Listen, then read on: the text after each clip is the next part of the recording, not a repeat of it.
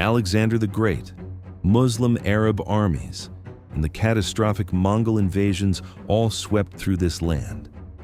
Normally, such violent subjugation completely erases a civilization, but this nation didn't just survive.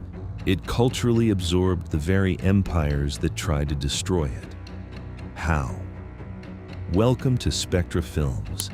Today, we uncover the resilient history of Iran. Look at the maps of the ancient world.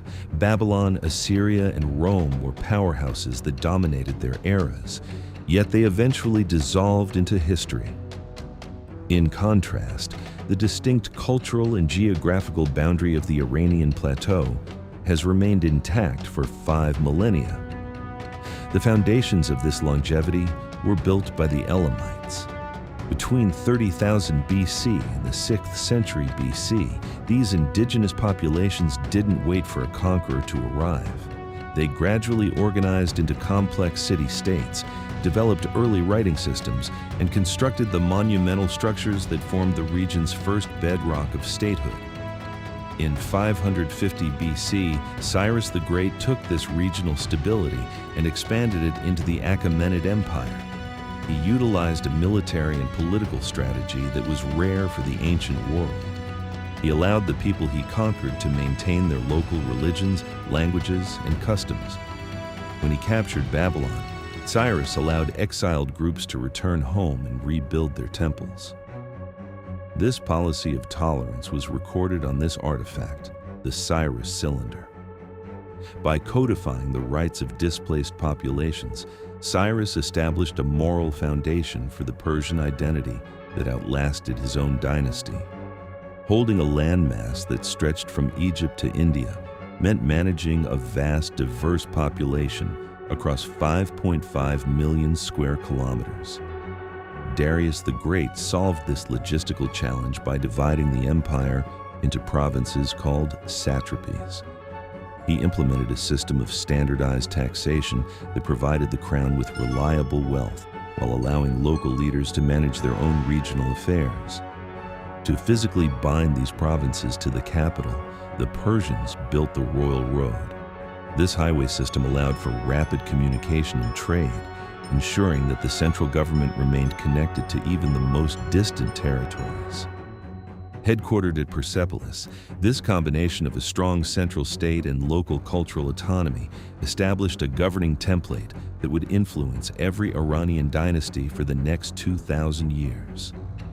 The Achaemenid Empire fell to Alexander the Great in just 8 years. Centuries later, the Sasanian Empire rose to reclaim the plateau, but 400 years of exhausting wars with the Romans and Byzantines eventually drained their manpower and resources. In the 7th century, Muslim Arab armies defeated the weakened Sasanian state, followed by the catastrophic Mongol invasions of the 13th century. These were not just military defeats, they were total collapses of the existing political order. Normally, such violent subjugation erases a civilization. Yet, through every invasion, the Persian language, poetry, and local identity remained. Foreign rulers like the Seljuks and Mongol Ilkhanates eventually integrated into the culture they had conquered.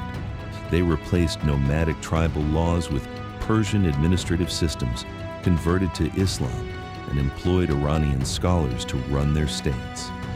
By the time these dynasties reached their peak, the ruling elite had adopted the very language and traditions they once tried to replace. In 1501, Ismail I founded the Safavid Empire and issued a decree that defined the nation's future. Twelver Shia Islam was established as the official state religion. This was a pivot away from the ancient model of multi-faith tolerance to resist being absorbed by the powerful Sunni Ottoman Empire next door. The Safavids deliberately forged a unified Shia Persian identity that set Iran apart from its neighbors. The resulting economic and cultural revival turned the capital Isfahan into a global hub. The city was filled with massive public squares and grand mosques that established the aesthetic identity of the modern state. This era finalized Iran's dual identity. Persian in cultural heritage, and Shia in religion. It functioned as an ideological fortress that protected the nation's core from outside influence. By the late 19th century, the threat of foreign conquest returned, but this time it was driven by the British and Russian empires. With the discovery of oil, these powers focused on economic exploitation to secure their interests. Public demand for a parliament led to the 1906 constitutional revolution, but foreign-backed monarchs crushed the movement. However, the push to reclaim national sovereignty only grew stronger. In 1951, Prime Minister Mohammad Mossadegh took a bold step to take back control. He nationalized the British-owned oil industry, claiming it for the Iranian people. The retaliation was swift. In 1953, the CIA and British intelligence launched Operation Ajax, a covert coup that overthrew Mossadegh and restored the Shah's absolute authority. The 1953 coup reinstalled Mohammad Reza Pahlavi as an absolute monarch, stripping away the democratic momentum of the previous decade. This move fueled a deep anti-imperialist resentment that would define the next generation of Iranian politics. Backed by the US, the Shah launched the White Revolution industrialization program that modernized parts of the economy, but disrupted traditional social structures and widened the gap between the rich and the poor. In 1971, while much of the population faced economic hardship, the Shah hosted a spectacular celebration at Persepolis to mark 2,500 years of the monarchy. To many, the lavish display felt like a symbol of a ruler who was out of touch with his own people. From exile, Ayatollah Khomeini framed the Shah as a U.S. puppet.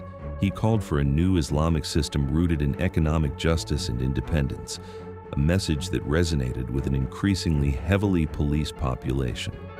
This combination of domestic inequality and foreign interference culminated in the 1979 revolution. Millions took to the streets in a nationwide uprising that brought the ancient monarchy to an end.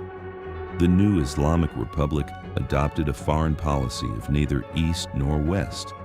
By rejecting both U.S. and Soviet alignment, the state prioritized absolute sovereignty above all other geopolitical concerns. This refusal of foreign influence led to decades of isolation and conflict, including a devastating 8-year war with Iraq that stalled the nation's economy and cost hundreds of thousands of lives. Through 5,000 years of invasions, coups, and empires, Iran has endured.